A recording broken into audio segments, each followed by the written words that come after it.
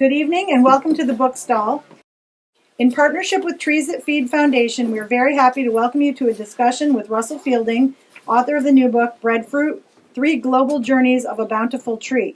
Engagingly written and compellingly argued, this book explores breadfruit's fascinating global history and varied present-day uses, of which I think we have some here. Russell Fielding is an associate professor in the HTC Honors College and the Spadoni College of Education and Social Sciences at Coastal Carolina University. He's a geographer who studies sustainable food systems in the world's coastal and island settings. Fielding is the author of The Wake of the Whale, Hunter Societies in the Caribbean and North Atlantic. Mr. Fielding will be in conversation with Michael McLaughlin, who was born and educated in Jamaica and went on to a distinguished career as a consulting actuary. In 2008, he and his wife Mary co-founded Trees That Feed Foundation to plant food-bearing trees, especially breadfruit, to provide food, jobs, and environmental benefits. Over the past 17 years, Mike and Mary have led the planting of nearly 500,000 trees across 22 countries. Let's give a warm welcome to Russell and Mike. Thank you so much. Thank you. Okay, well, that was a great introduction. Thanks very much. So I don't have to do any of that. Just a quick housekeeping matter. We are recording the voices and some video. And if you're shy and don't want to be heard or seen, this is just letting you know. So we're delighted anyway to have you all here. I see a lot of friends, happy faces. This just makes us super happy. Big thanks to the bookstall, of course. Natasha, you met Natasha Norris coming in, helping us. And we have a number of volunteers. She's waving back there. We have Judy Osgood, a volunteer. Nancy Kerr's a big supporter. And lots of friends here. Big welcome, first of all, to Russell. Thank you. So Dr. Fielding, you've heard the introduction. This is a super smart guy, and he's a nice guy. And so those are two things that go very well together. What we're going to do, you heard, I have a few questions. We'll get started, and then if you have questions, there'll be plenty of time at the end, so don't hesitate. All right, so the book, which you've got to really buy, it really resonated. It's the 3 journeys, and he'll talk about it better than I will, but from the Pacific to the Caribbean, across the Pacific, then to the Caribbean. And now what many of us are doing is spreading breadfruit and the truth and the information and the facts about breadfruit really around the world. So Trees That Feed, we're in 22 countries already, and there's others doing similar work. So let's get to Dr. Fielding. So Russell, what got you interested in breadfruit? A hungry belly. Really, I was living and working in the Caribbean. I spent a long time on St. Vincent, which is where I did much of the research for my first book. And then a few years later, my family and I moved to Barbados. And breadfruit was one of the staples of our diet, both for myself as a single and not very well-funded student researcher at first, and then for us as a family later. We lived in a little townhouse on a hill that was surrounded by breadfruit trees. We could pick our own. We could buy them in the market. We could order them on menus when we went to eat. And I had heard of breadfruit before, like many of us. You know, the name rang a bell. And I knew that I wanted to look more into it. I wanted to figure out why had I heard about this. I knew there was some backstory there. I remembered Mutiny on the Bounty. That's usually one of the first things that we remember when we hear about breadfruit. And I started looking into it. And, wanting to be efficient with my time, I thought, what I really ought to do is just check out from the library a book about breadfruit, rather than, searching for information all over the place. So I went down to the library there at UWI in Barbados and came up short. There was nothing. Went online to, I don't know if I'm allowed to say the name Amazon inside of a bookstore, but I went online to the place we go for books and came up short again. There was nothing yet there. And I remembered an old quote. It's attributed to Toni Morrison, the author, and she said, if that happens to you, if you're searching for a specific book to read and find out that it doesn't exist, that's your sign that you need to write it. And I took that advice seriously and decided, unlike my first project, where it started off with, academic papers first, with this one, it was a book project from the beginning. I knew that we needed a breadfruit book, and if nobody else had done it yet, I was going to get into it. So I started small. I was already living in the Caribbean, so I did local work there. I wasn't funded for the Breadfruit project, but very fortunately, I came across the Alfred P. Sloan Foundation in New York, and they believed in this mission as well. So they're the primary support for the research that went into this book. And I thank them in the text, both at the beginning and the end. But really, we should see the words thank you to the Alfred Sloan Foundation all the way throughout, because it was them that made it possible. When Mary and I were starting Trees That Feed, we had a similar experience. We wanted knowledge. We had practical knowledge. We ate breadfruit as kids. It was almost every meal when breadfruit was in season. But we thought, okay, we won't go to the backstory of how we got started, but we wanted information. We wanted a supply of trees. There wasn't any supply of trees. We wanted to know what were the facts, were the origin of breadfruit. We looked for books and found nothing. We found lots of anecdotes, and the anecdotes in Jamaica where we grew up were informational, but they were contradictory sometimes and very incomplete. So welcome to a scholarly review of where breadfruit came from and where it's going. And what I really liked about the book was the 3 journeys. Mm-hmm. And so, in fact, we feel like we're part of the 3rd journey. Yeah, but for sure. You want to describe the 3 journeys? Sure. So I have the work of Nairi Zarega here to thank for a lot of my knowledge of breadfruit's early story. She's a professor at Northwestern and at the Chicago Botanic Garden. As I understand, breadfruit is part of a complex of trees that are related to each other, some of which produce fruit, some of which don't. Started off as a wild tree growing in the forests of Southeast Asia, most likely around the island of Borneo, and it was domesticated. Like a lot of other crops around the world, it was eventually domesticated. This probably took place in New Guinea, or maybe the islands that are surrounding New Guinea. And from there, when the original Polynesian settlers, they weren't even called Polynesian yet, they were called Lapita, when they left that area and began to sail out into the Pacific and literally discover new islands, there's where the first footprints ever on these new beaches, they brought along cuttings of breadfruit to plant on these new islands.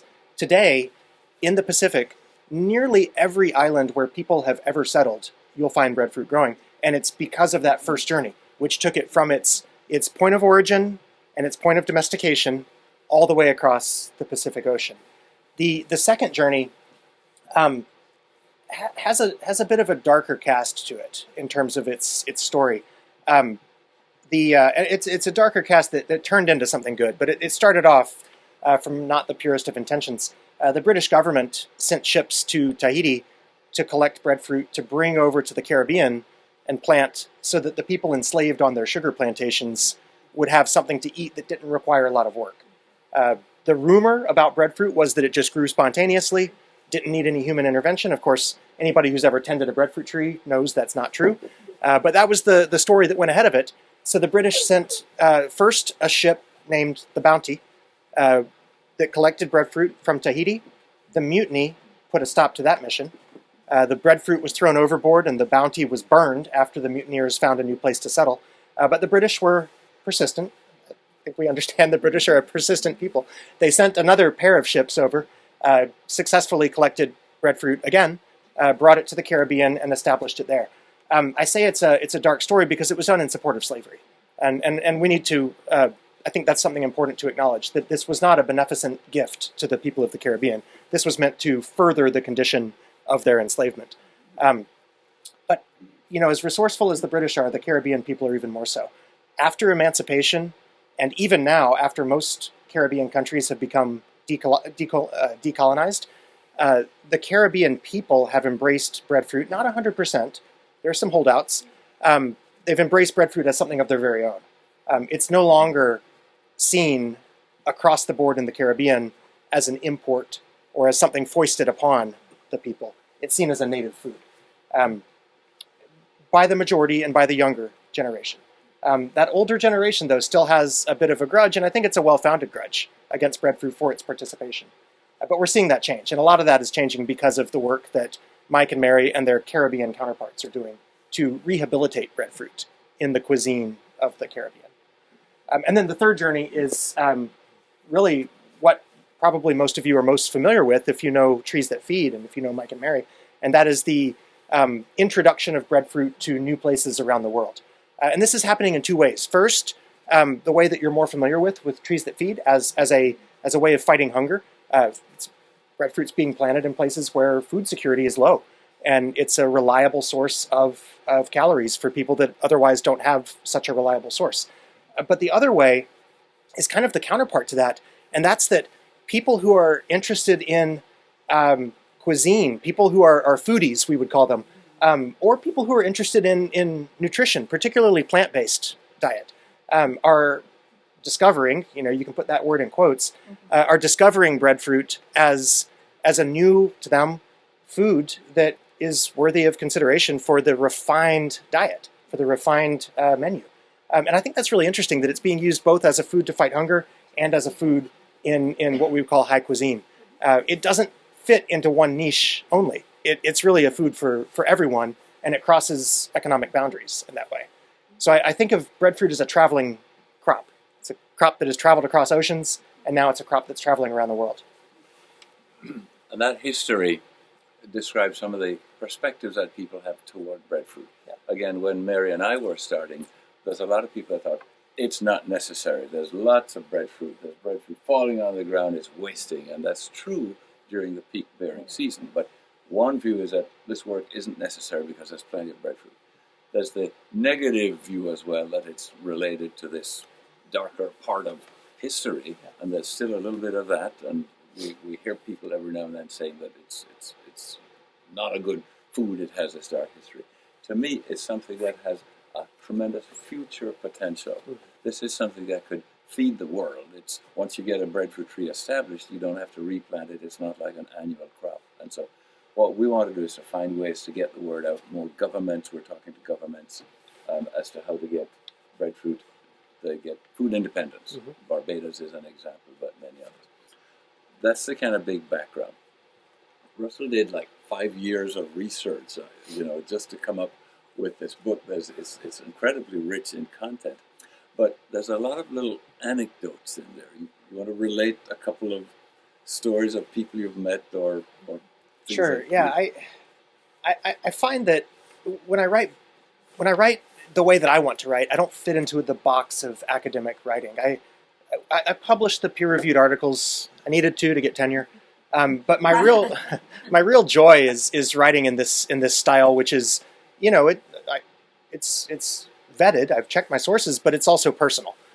So the book it kind of oscillates between science and experience, and it's not my experiences necessarily. It's me relating the stories of the people that I met while I was traveling for this work. A couple of the people, one person that really stands out in my mind is a guy named Tom Stone, and he goes by the Hawaiian translation of his last name. He is native Hawaiian, which is Pohaku. He lives in Hawaii, and he makes surfboards. And if you've seen surfboards, I've been told you can surf on Lake Michigan during certain weather events. But if you've seen surfboards here, like this morning, they're mostly going to be made of foam, right? Of polyurethane foam coated with fiberglass and epoxy. Tom Stone does it the old way. He carves surfboards out of wood. And his favorite wood to carve surfboards out of is what he calls ulu wood, breadfruit wood. So I visited him in Hawaii, his workshop, and he's got boards in all stages of production. And he's also a surfer. I'd seen videos of him surfing. He wears the traditional Hawaiian loincloth when he surfs. So Google that at your peril. But and I surf too. I grew up in Florida, and it's something I enjoy doing. So after talking with him about the building process, I really wanted to get to know the surfing process. What's it like? How does it feel to surf on a board that weighs 10 times as much as a polyurethane board? That doesn't have a fin, so you can't steer the same way. And he was describing it, but he said, we're both surfers. Just take the board and go.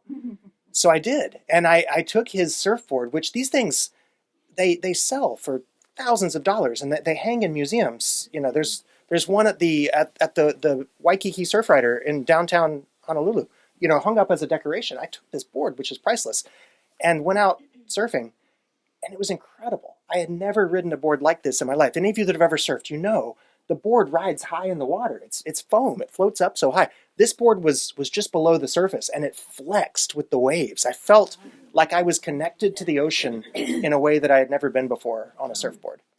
And that's how the native Hawaiians originally surfed. I got a little taste of that for myself. Another person that comes to mind is a woman I met in Ghana. Ghana is one of the places where breadfruit has been planted as a way of making food more secure, the food system more secure. And I met a woman named Victoria Abankwa.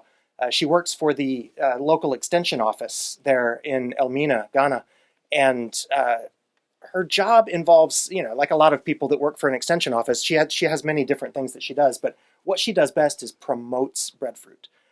She shows up at farmers markets with breadfruit for sale, and in many cases, this is the first time the would-be customers have seen breadfruit. It's a new crop for many people in Ghana. So Victoria starts cutting it up, dropping it into the deep fryer, producing food for them to sample. If you've ever shopped at Costco, you know the power of a free sample. This is what she does. And she sings the praises of breadfruit and sells it to people who have never tried it before because she has convinced them that it's something good. I even watched her do this with the mayor of her district. She prepared it for him, served it to him in his office. It was his first time ever to try it, and he was sold from then on. So she's a person that I remember. There's so many more. This book experience has really been about meeting people whose lives intersect with breadfruit, or maybe whose lives are even dedicated to breadfruit, and learning their stories. And that's been the most rewarding part of all of this.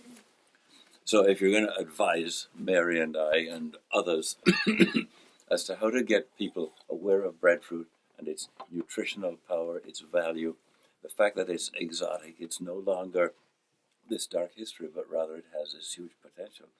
How do we go about that? How do we communicate what's important about breadfruit? I mean, your book, I think, is a part of that, but what else can we do? Well, it's a challenge for me to advise you and Mary. I come to you for advice, but to answer to how do we get people aware of and excited about breadfruit, I think there are two main ways. I think the first is what Victoria does in Ghana, and that is get it on people's plates. Find a way for people to get a chance to taste it. If you've never had a food with breadfruit as an ingredient, tonight's your chance. You've got crackers and cookies and some other things over here for you to sample. But the other, I think, has to do with the story. People like a good story. How many times have you bought a product that was maybe inferior to or more expensive than the alternative because the one you chose had a better story, right? That's often how we make our decisions, our economic decisions. And I think sharing the just immense backstory and various backstories that breadfruit has, where any place breadfruit grows, it has a backstory in that place. It's not one story. Every Caribbean island has a slightly different variation of breadfruit story. Every Pacific island has a slightly different origin story, a mythical origin story that involves the gods and involves famine and all these different elements, but they're slightly different on every island. And I think embracing and harnessing the power of those stories is a way to get breadfruit into people's consciousness and to make people excited about it. One of the things in the book, and Mary pointed this out to me early on, backstory a little bit. A lot of people have a breadfruit tree in their backyard. Yeah. And so that was one of the reasons people have taken breadfruit for granted. And they said our work was not necessary. We also find that there's individual farmers that have a number of breadfruit trees and they sell them. In fact, we've given a bunch of breadfruit trees to farmers, visited the farmers years later, and they say, these breadfruit trees that you gave us, that's my pension. And so it's a source of income. The third level, so we have individual and then groups or co-op groups, and then there's commercial interest. So we would like to see commercial interest in breadfruit. That's how you're going to get an adequate supply to build the marketplace, to build the awareness. But Mary said, did you ever notice that breadfruit trees grow best in people's backyards?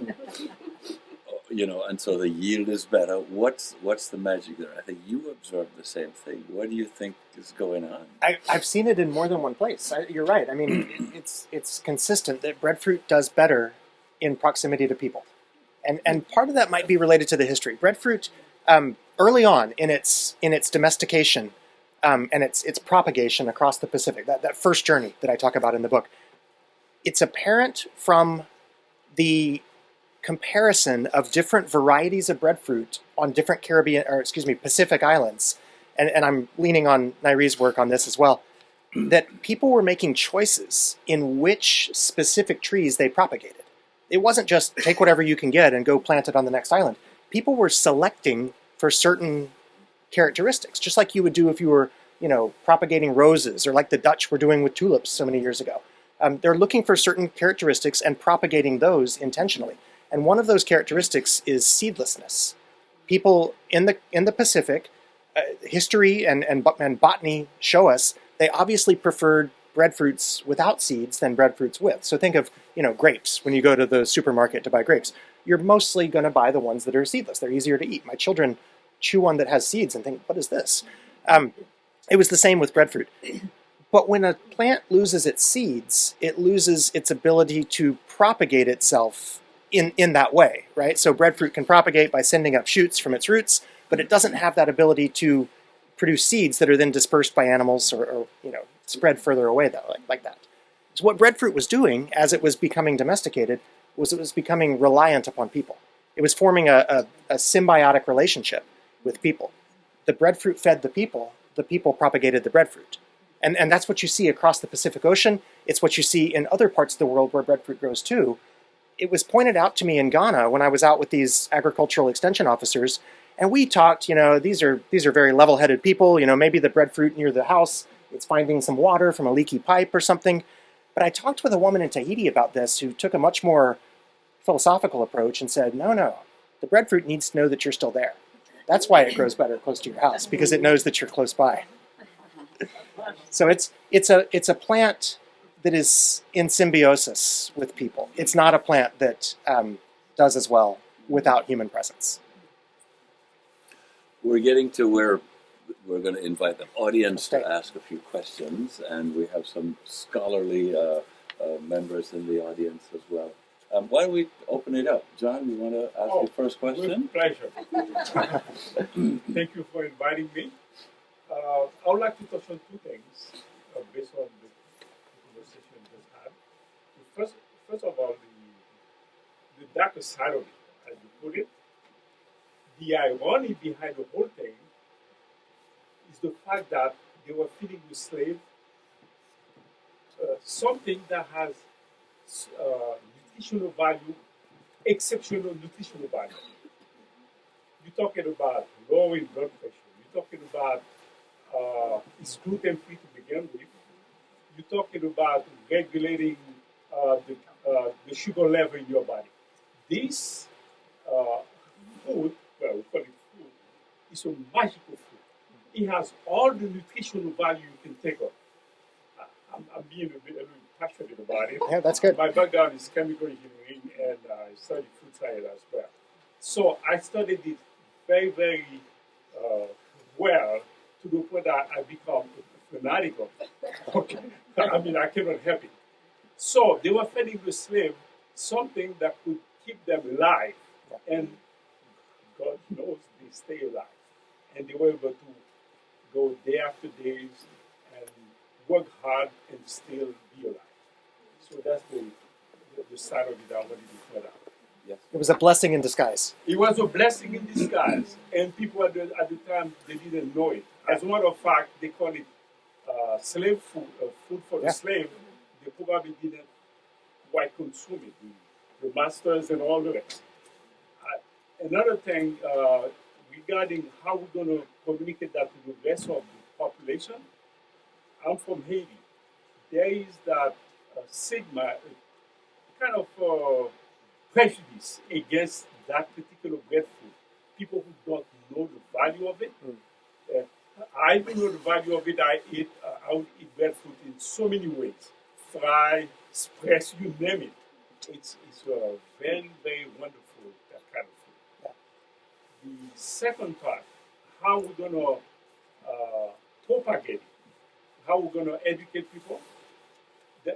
Breadfruit doesn't age well, in the sense that after 48 hours, it becomes saggy, I'm working on some research around how to prolong the life, Mhm.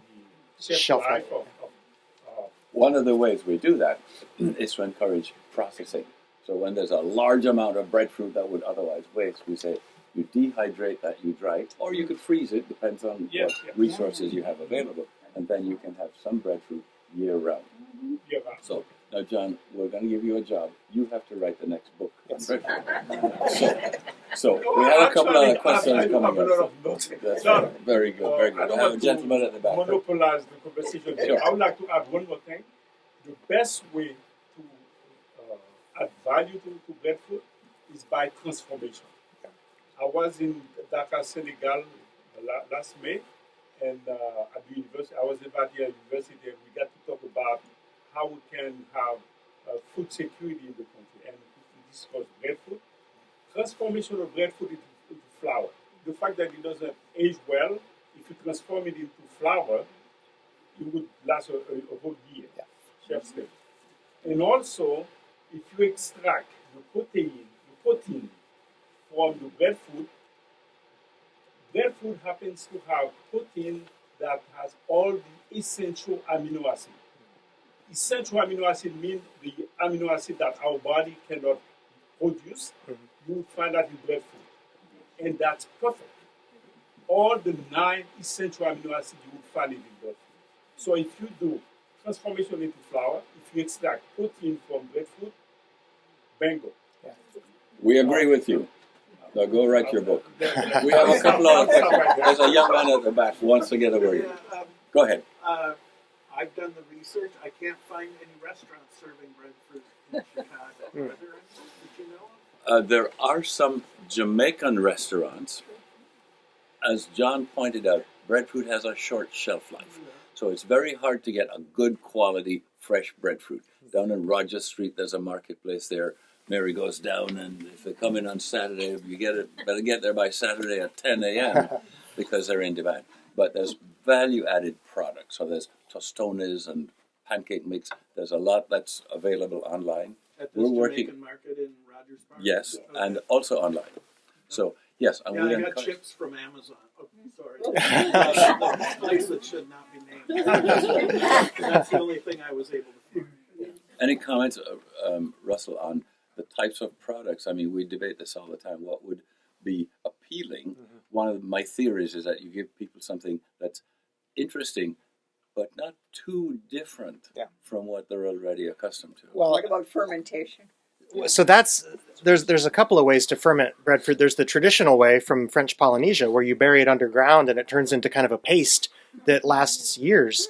And I ate it. I met a man who's an expert in making this, and I thought it was very good.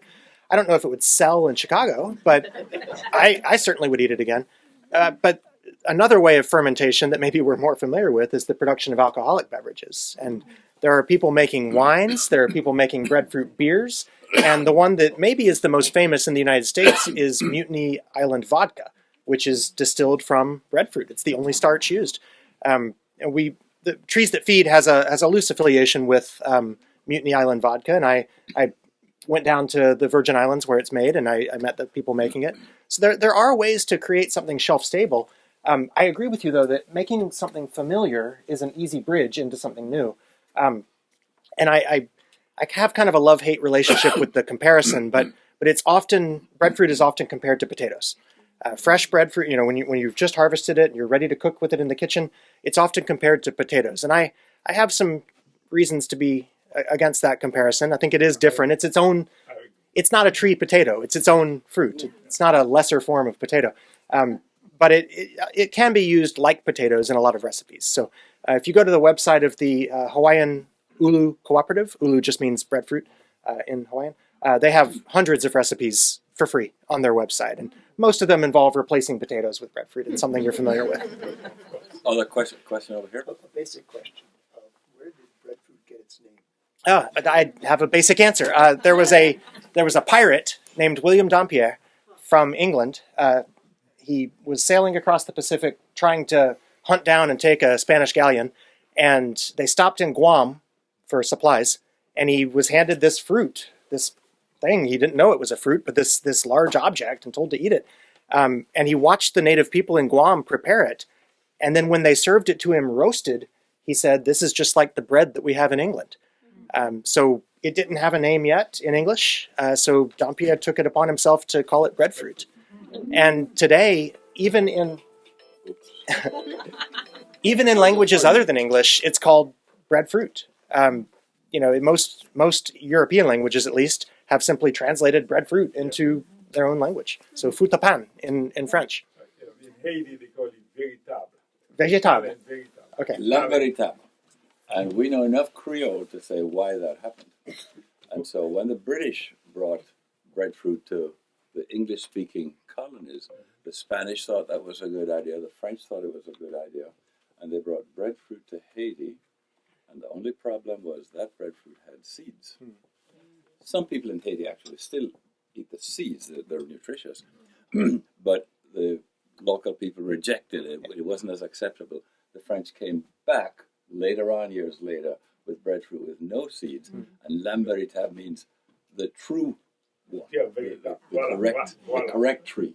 So we're studying our Haitian Creole. I like that. That's like a ding on the French. It's like you got it right this time. Yeah, exactly. Other questions? There's a question over here. Peter? Is it grown anywhere in the United States? It is. If you take a broad view of the United States, if you include all of our territories, it's grown in all 5 inhabited territories. I visited all of them for this book. It's grown in Hawaii. It thrives there. It grows in the southernmost tip of Florida. And I grew up in South Florida. I was born in Tampa. As a child, I never saw breadfruit. Today, you can go to Tampa and you can see breadfruit growing. Now, it takes protection in the wintertime. The burlap or electric heaters or something, it doesn't make it through a winter if it's a cold winter on its own, but it's getting there and it's changing. And you can watch climate change in action by mapping the northernmost breadfruit in Florida because it changes year by year. When I started this research, the northernmost breadfruit I could find was near Miami in South Florida. Now it's in the town of my birth, Tampa, and a line that goes across. There's one in Orlando, there's one in Cocoa Beach, and they're all growing outdoors, exposed to the elements, and they just require a little bit of help in the winter. So I live in South Carolina. People I work with have asked me how long until it can grow here. I say, I hope not soon, because that's a bad sign. If I may add, it has to be around the equator, 17 degrees north, 17 degrees south. That band, you make the best bread. I was born at 28 degrees north, and breadfruit grows where I was born now. So times they are a-changing. It's absolutely spread. There's a couple of papers that we try to keep track of, academic papers. That's a fundamental part of the support that Trees That Feed gets and needs, so that we have the knowledge that we don't want to disseminate false facts. We want to, rely on research. Other questions? There was one over here. Yeah, I've got a question. The average person in Senegal or Ghana or someplace like that who doesn't have a backyard to grow one of these things has to buy it in the store or wherever. And I'm sure there's a variety, but is it affordable? Where does it come in price-wise? Is it down in the lower level, or is it considered? I can only speak to Ghana. You can probably talk about other countries, but in Ghana it's very affordable. It was going for, I think, the equivalent of 10 or 15 cents American for a single breadfruit. Contrast that. There's a website, a UK-based website, that if you live in the UK, they'll deliver one to your house for 80 pounds. A single breadfruit for 80 pounds sterling. There's some arbitrage that could be done there. Pick it in Ghana, take it to the UK. And in Jamaica, a couple of thoughts. There was a very bad hurricane, Melissa, which you've all heard of. And we got a very good response. In fact, a number of donations are allocated to helping people in Jamaica. There's a new program that's just been announced by the ministry. They're going to replant. It's called the Leaf Program, which is a pun on the word leaf. And they're planting hundreds of thousands of trees, including some that we have provided. But it's a very valuable crop for that kind of replacement. It grows in wider and wider areas. You were going to mention Florida, and so we see that. In Jamaica, after Melissa, now you can buy a breadfruit in Jamaica, and it used to be 50 cents, and now it's $5. And so, because of the scarcity, the good news is that they're aggressively replanting to become to replace what has been lost. The good news also is that there are different varieties of breadfruit, of which Russell, you might want to speak about, but there's one that Trees That Feed has brought in to Jamaica and elsewhere. That's called Na'afala. That's the Hawaiian name, I guess. And it's quick growing, and it's relatively cold resistant, so it can grow further north than some other plants. And so we're looking for more research into the different varieties, how they behave. We'd like to see year-round growing seasons rather than just bunched in a few short months. Yeah, if you're familiar with other fruits like apples, they come in different varieties. You've got the Honeycrisp and the Granny Smith. Breadfruit's just the same. It has its own cultivars, its own varieties. And one way that the cultivars differ is in how fast they produce and when during the year they produce. I saw one question in the far back. Question back there? Sure. Yeah, I was curious about the nutritional profile. Compared to potatoes, is it similar, like starchy, vegetables, Well, that's not tuber, but it's funny. It's not a tuber, but it's often categorized with the tubers because of the way it's used in the kitchen. My colleague here in chemical engineering can probably speak to this better than I can. It is not like potato. Potato it has a starch that you digest so quickly, it goes into your bloodstream and increase your glycemic level. On the other, for breadfruit, as a matter of fact, it would lower your glycemic level. And it has a lot of calories to it, plenty of fibers. These are all the nutritional advantages. So it's more of a... It does not get metabolized like potato, not at all. So it's a slow burn. It's a slow, there is a term for that.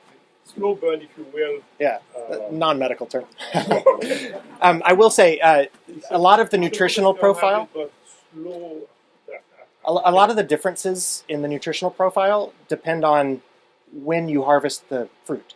So it can be eaten at almost any time in its life.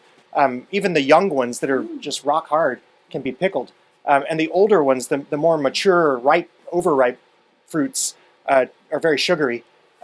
Mary compares it to coconut. If you've ever had coconut at different stages in its development, you know that it goes from water to milk. The fat content increases. With breadfruit, similar things happen. It changes its profile over time. So I don't really know much about this, but so how do you, when you say you take it to different places and you plant them, what do you plant? Is it just the fruit itself? And then how long does it take for the tree to bear fruit? Or does that happen right away? And how do they harvest it?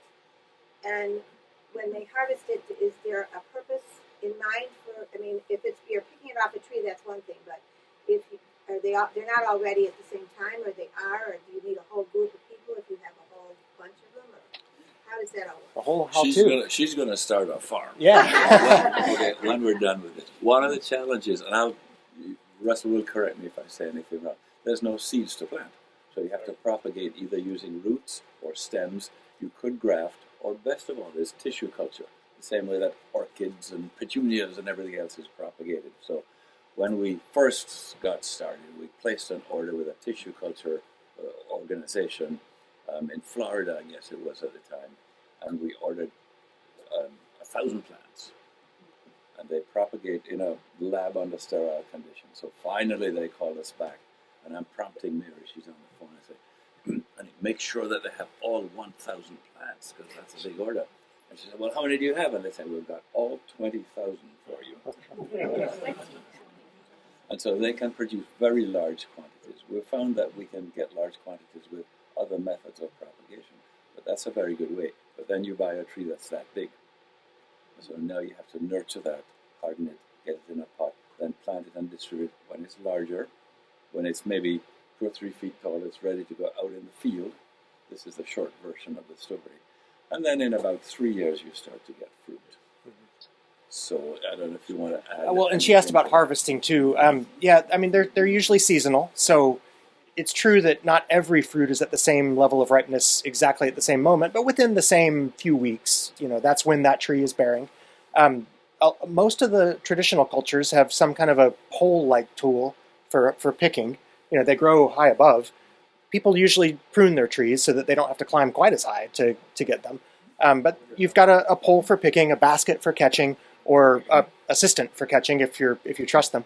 I've been asked to do that many times in many different countries and have always disappointed. I played soccer as a kid, not football. I don't catch with my hands, I kick with my feet. And you don't kick breadfruits with your feet. And you harvest them for the purpose of using, right away. Like has been said several times, the shelf life is not really breadfruit strength. So you wouldn't want to harvest a lot at once unless you had a use in mind for those, whether that's, eating them all or selling or giving, or producing something more shelf stable, like flour or vodka or whatever you have in mind. You're a Hawaiian surfer. How big is the tree trunks that he could get? Wood to make breadfruit is a very stout tree. they're big. The trunk is very big. I would not be able to hug a mature breadfruit tree and touch my hands. They're very large, and even some of the lateral limbs can be almost as thick in diameter as the trunk. It's a very stout tree. They keep them pruned, like I said, so that people aren't having to climb up so high. But yeah, in terms of lumber, it produces a lot of lumber. It's not a hardwood. Now, you wouldn't want to, build a large boat or a house out of it. But for smaller needs or for specialty needs like surfboards, it's the right kind of wood. One more question, and then make sure we have time for signing. Absolutely. All right, who For gets to sure. be the last question of the night? Would you touch on yield for? Yield? Yeah. It varies by variety. Hundreds of fruits, certainly, per tree when it's a big, mature tree. Within a season, not all at one time. But that really changes by variety. Just before we wrap up with the signing, Trees at Feed did a study, so working with the College of Agriculture in Jamaica, and we had students working, again, our reliance on academic support, but we do sort of the practical side of things. So we got student teams, we sent them out, we identified 50 trees all across Jamaica. They went out every 2 weeks for 2 years. So we have a lot of data points. We know how many fruit were on the tree, every observation, which quadrant of the tree even. And so we'll have that on our website. So if anybody's interested, let us know, and we can share that with you. But it's pretty interesting. That's a perfect example. When we got started, all the information we got was anecdotal. Yeah. And it was in conflict all over the place. But so we do have gradually more and better information. All right, thank you so much, and thank everybody for coming.